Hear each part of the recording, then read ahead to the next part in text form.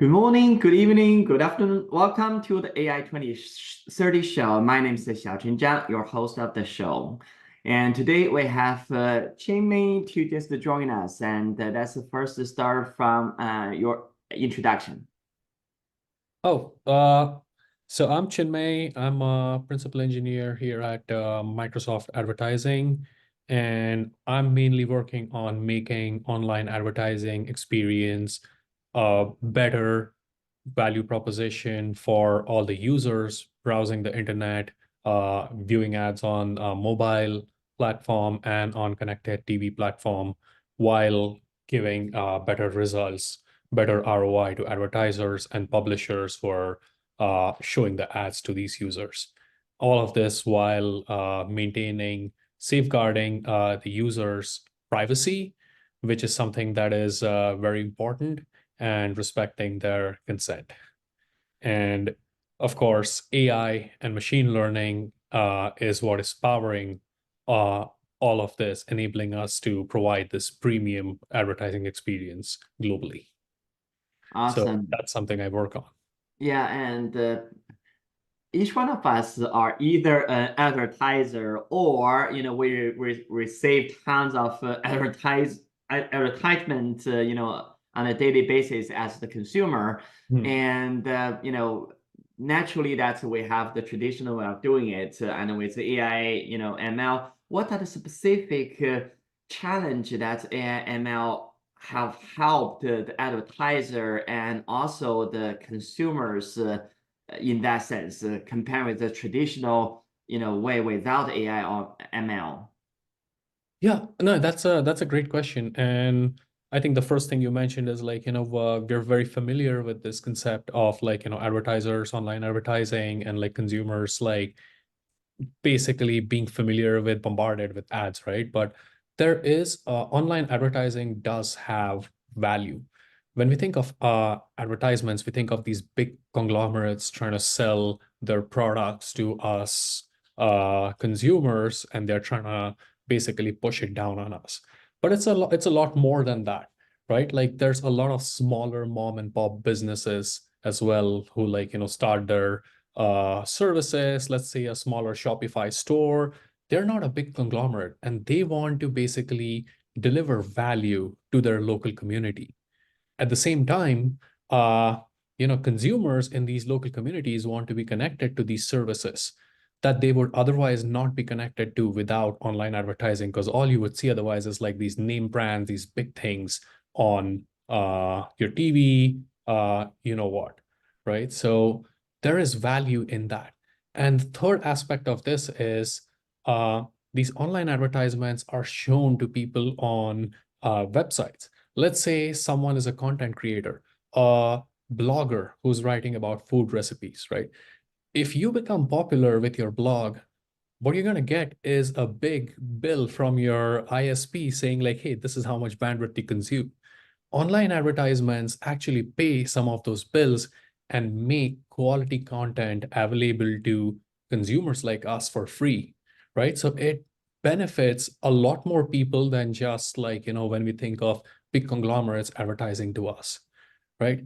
And with that said, the biggest challenge or the problem that online advertising companies, ad tech tries to solve is how do we connect the right advertisers, the right products with the right users at the right place, right?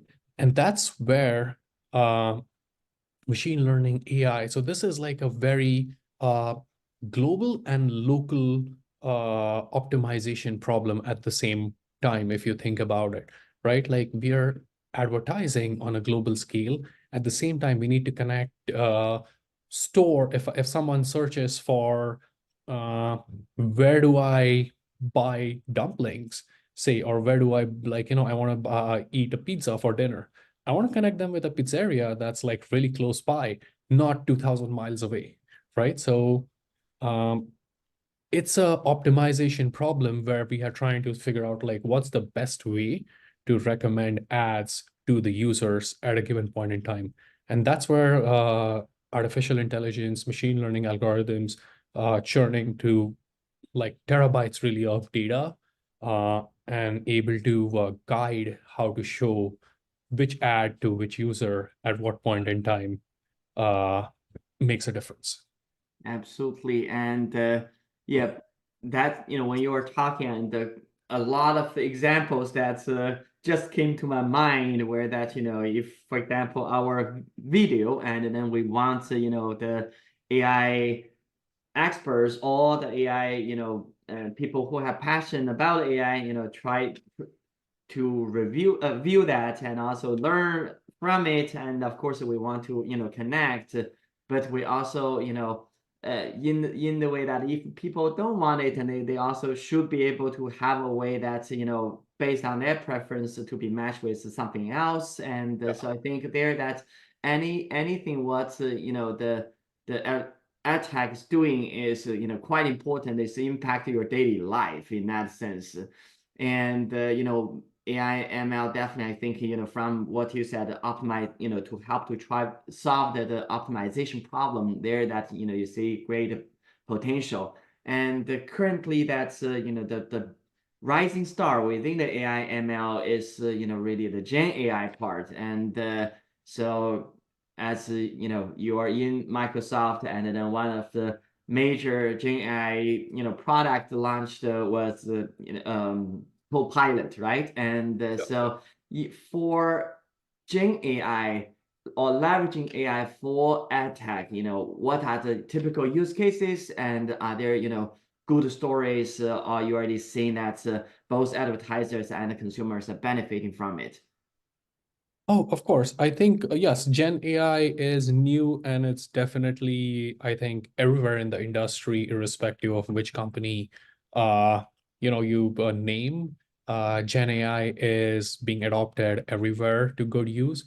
But even before generative AI was a buzzword, right? Like online advertising has, as you can imagine, like always been like an extremely data rich domain, right? So we've always had, uh, when big data came of age, right, about a decade or two ago, when that became a buzzword, and when we could start collecting and storing large amounts of transactional data on uh, how people are interacting with online advertisements, or how online advertisements are actually working for certain advertisers or publishers or things like that, we've always tried to figure out how do we use some sort of analytical techniques or machine learning techniques to draw insights from these data sets, right? And do that really in a privacy first manner, because the goal here is not to invade privacy. The goal is to actually do something that benefits consumers, right? Which is connect them to goods and services that they can benefit from, right? So we've always worked on trying to figure out like how do we use machine learning to build products that deliver value to people, right? So that's where uh, I think a lot of the things that we do here, right, they have been based off of using some sort of machine learning technique, all the way from like trying to figure out which ad to show to who at a given point in time. When an advertiser says like, okay, I want to spend like $1,000 a day on advertising my product, figuring out like, how does that money actually get spent over the course of the day? What's the best way to spend it? That's an optimization problem.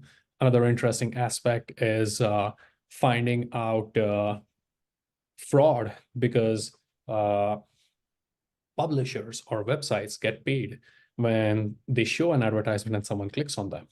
So now you can think of like, where this was going. This is about like a few years ago when we saw a case like, we saw a case where we were actually getting a lot of clicks from a particular website, but not enough to really ring the bell on fraud. So this is a really interesting case, right? Because if you see way too many clicks, the goal, stepping back, like the goal generally is to give more clicks and conversions, that is purchases, for advertising money spent by advertisers, right? But there is a realistic bound to it. If you start seeing too many clicks, too many not conversions, but too many clicks, something is fishy, right? And so we were using analytics, basic machine learning to figure out like, oh, if it's looking too funny, it's probably fraud. And like the patterns were easy to detect, like the rates were too high, the patterns were very periodic and things like that. But we saw this one case which was a little funny because there was a website that didn't really have a ton of traffic, but it was giving out uh, more clicks than usual, but not something to ring our alarms. And it was also working really well with how it spread out, like its clicking patterns and things like that. For example, like, you wouldn't get a lot of clicks in the middle of the night, but it would at busy hours and things like that, right? So what we figured eventually is someone had built some sort of an analytics machine learning algorithm to figure out like when is the time that people are most busy. And it was interesting because it's like, what they did was they did their research because you would see the clicks kind of go up in lunch hour or in the evening just after people leave work and are going home and are more inclined to be browsing the internet and things like that. So that was kind of interesting to like find and then catch. And then we had to figure out like, oh yeah, like this looks legit, but this looks a little too legit. How do we catch cases like that? Right? So that was interesting that someone had actually used data analytics, probably machine learning, to come up with an algorithm to conduct fraud, right? That was like, it's always a game of cat and mouse, but seeing that was like, that's a story that I remember from the past. So that's where like it's being used on both sides. It's a game of cat and mouse. So like we had to one up there again. Yeah, absolutely. And on one hand, definitely from the efficiency gain, from the precision, customer service or customer experience enhancement. But in the meantime, that's racing with the fraud, the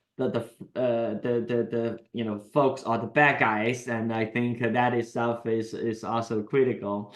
And when we talk about advertisement, naturally, there are a lot of very interesting cases in the past, and like for a pregnant woman that your husband didn't have not started buying you anything for your baby yet, and suddenly that you receive from the retailer those baby stuff, and there are similar cases, and then people started really worry about that, where's my privacy, right? And do I, am I willing or have I authorized others to use my data to make that decision for me? And do they know too much, right? And so, again, with AI and especially Gen AI, and there are, a lot of concerns regarding, the is my data being transparently used? Do I know that for using that, and then for what purpose? And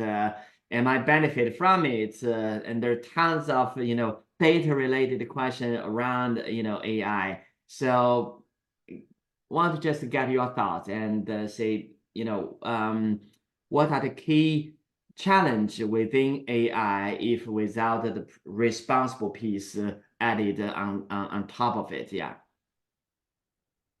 Yeah, in terms of the concept of responsibility, right? Like there's I have few things, right? So few things have changed in our world in the last decade and like progressively faster as time has progressed, right? So we've been able to collect more and more data, right? Computing has gone to a point where we can process these large amount of data and build more and more complex models, not all of which are easily explainable. There's a concept of like model explainability, right? And that becomes harder and harder with these deep learning models, these transformer models based on which the LLMs and Gen AI is built on top of, right? So we can build AI models and AI products with the best of intentions, but if we are not careful, if we are irresponsible with how we handle our data, how we handle user consent to use their data, right? Like we can potentially do more harm, and we can cause biases in our models that expose things like what you just mentioned. I think there was a case with Target advertising baby products to one of the consumers even before they knew, right? And I'm pretty sure looking back, like it wasn't someone specifically trying to target or invade their privacy. It was just how they used that person's data, right? And so that's where us as AI experts, as AI practitioners, as engineers, we have a huge responsibility to make sure that the data that we are using, right, if we are using the right data clean room practices, we are using the right data sanitization, obfuscation of PII, implementing privacy procedures and things like that before we use it for training AI models. We need to have it's not just about engineering and technology. We need to have proper GRC practices around how data is collected, stored, and used, who has access to it, and how it's used needs to be audited. And this is really a new area, just the pace at which Gen AI and AI as a field is evolving, right? It's hard to keep up sometimes with what you can do with things, but that just makes it that much more important for us to also really step on in terms of responsibility, really just one up and make sure that we are thinking of how we are using user data responsibly, right? There is no one single answer, but it's something that we need to push forward with. Right, because within responsible AI, there are different pillars, and within ad tech, I think one of the pillar is significantly important. That is the privacy, right? And there that is basically is my private data, and then that private data has a lot of monetary value for both advertiser and also the many middle layers as well. Yeah. And so there are also, in different countries, you have different privacy related regulations and laws. And, in the jurisdiction that's where, regulation of privacy is a lot more protected. And you see practice are very different from those, countries where that's, privacy is much less regulated and all that. But just being a responsible ad tech company, that's what are the best practice when you use AI while still protected the privacy of the final consumers. So I think the broader ad tech industry is the large players are definitely going in the right direction here. I think, as you mentioned, the world in general, irrespective of what aspect, whether they're in government or corporate, they realize that this is something we need to tackle. So in Europe, like you said, we have GDPR. In California, in the US, we've had CCPA, and we've already improved on it with CPRA. There's other privacy consent framework laws that are coming up.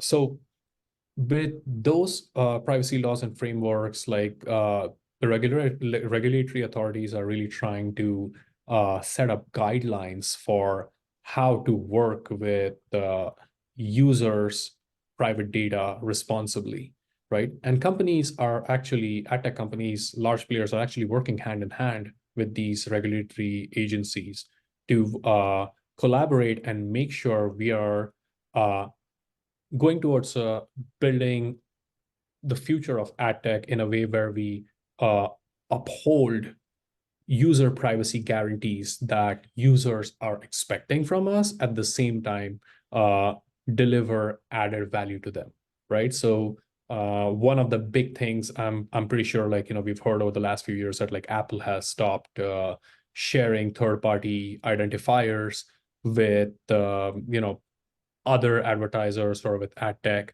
on iPhones and Safari and things like that. And like this year, Google is going to deprecate third-party cookies from their Chrome browser and the Android system. Like, there's the terms being called a cookie apocalypse, right? So third-party cookies, for example, are what allow you to track, like if I go and visit like Nike.com and then I go to Facebook and I see that advertisement, it's because like Facebook was able to see the cookie that Nike put on my computer. That's third-party cookie cross-site tracking, right? So that is going away, right? And that's basically one of the biggest anchors on which everything in ad tech has been based on from the beginning of ad tech, right? So this is like a big structural change for the whole industry, but that's a move in the right direction. And that's just one of the things, right? Like when you're working with data, you want to make sure you're not you're basically anonymizing or like scraping away any PII or personally identifiable information, or even PI, like personal identifiers, like that don't directly identify you, but like could be pseudo identifiers and things like that, right? So just removing markers that can break privacy promises that we make to users, because the goal here is to deliver value. It's not to invade privacy, right? So data cleaning, making sure that the data is anonymized, or like you're cleaning it off of like any identifiable information, you're aggregating it to a point where you cannot look at the data and go back to this one person and say, oh, this one person needs to be advertised these type of products, right? So creating cohorts, like even on the machine learning side, like this is the data side, the data cleaning side, the data responsibility side, right? On the machine learning side, like, you have techniques like federated learning, right? So instead of like collecting data, bringing it to one place, right, where you can train your machine learning model, but also look at the data, right, and do something nefarious with it. What you can do is like you can send the model training to individual data sets, right, and have them train their let's just say intermediate parts of the model, bring it back without moving the data onto a centralized place. So there's things like that, there's techniques like that that are being explored, right? Like, so the industry in general is working to figure out like how to work with people and their data in a privacy compliant way and build trust with the customers in general. Differential privacy is like, I'm pretty sure like this term has been becoming more and more popular in the last year or so, right? Like, so newer privacy establishing mechanisms like differential privacy, right, which itself is a collection of techniques satisfying certain criteria, right, are being used in the mix, like in the technology stack, industry stack, to make sure that we're handling people's privacy with privacy and consent guarantees responsibly. Awesome. And you mentioned that, there is structural change in the advertiser, where that, the whole industry is based on, from third-party cookie sharing and all that. Consider this kind of, constraint type of change.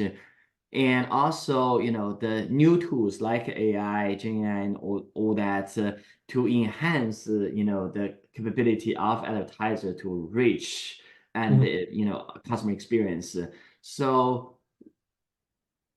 what does the future look like, and how do advertisers prepare, and also how do ad tech companies to prepare for the future, and leveraging the better toolings, and also considering the structural change in the industry? But I think one of the things that really hit the industry hard, right, is this big structural change and things like this, because we were so reliant on this as an industry to be able to do targeted advertising well. Like, this was going to be a very difficult problem.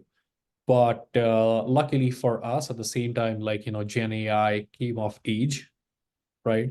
And with an open mind, when we started working with the privacy first data approach and Gen AI at the same time, we realized that like we could actually use some of these generative AI technologies to deliver even better results. And we did not, we had to get creative, right? The industry has had to get creative. And this is something that's still an active problem that's being worked on, like how to drive more value out of data without what we have been so used to before. But we are able to drive much better results with generative AI and with clean data, right? So some of the things that I think in general the industry needs to do is really dig more into understanding how, like, it's like the cat is out of the box with AI and ML right now. Like if it wasn't a buzzword or like big enough before Gen AI, now it's like just the concept of like, AI to run your business better, to better your business is like, it's out of the box, like it's there. You can't ignore it anymore. So one of the way to approach it, like I would say, is like first you need to create awareness from the ground up about like what it is, right? Like, yes, like we see news articles on it, like it's cool, like, we've seen ChatGPT, we've seen Midjourney, but when you're running an organization, you need to create awareness about what AI is and what it can do, what it cannot do, right? Because there's a lot of fear about like, all the bad things it could potentially do based on what we've seen in movies and things like that. So first thing to do is to create an awareness that it's something that you can benefit from. It's something that you can use to assist you in what you're doing, right? So that's the first thing that we need to do. And that's like a top-down thing that needs to happen in the company. Second thing is, after that's done, you want to encourage and like create excitement about it, right? Okay, so I know what Gen AI is, like it's cool, it can write me an email, it can write me some prose, or it can help me with like my code completion, but like, why do I care? I'm good at my job, right? Like whatever I do. Oh, like I might be a creative, like I'm better at art. Sure, you are. Don't look at it as something that can replace you. Look at it as something that can assist you so you can take on like more creative work, right? Like it frees that mental bandwidth for you. We need to create excitement about it by showing examples of like how it has helped people who are already good at their jobs, not replace them, right? Like what are the use cases there? So like get their creative juices flowing. That's the second step. Once you get people excited, then the third part that is important is enabling them, right? Okay, you showed them like what it's not, don't be afraid. This is something that'll help you. You got them excited. The third thing is like, okay, now how do I use it? I'm excited about it. So that's where like education, getting them resources, connecting them with resources that they can learn from, and then tools that they can use to build on top of. So I think those are the three steps that we need to take: create awareness, encourage and create excitement, and then enable and educate. That's the way to actually drive adoption and to actually have like an organization completely benefit from the advances that we are seeing in Gen AI and AI in general. This is a very great way to just to complete this conversation and also have the takeaway. And we have covered a lot, and from the benefits to the risks to the method to mitigate risk, then to the corporate strategy. And I think that's many of the our audience will learn a lot from this, and I hope that's you will enjoy as much as I did for this conversation. And Chinmay, thank you very much for your time, and we are looking forward to just have you back in the future. Thank you. Thank you very much, Xiaochen. Thanks for having me here. It was a great conversation.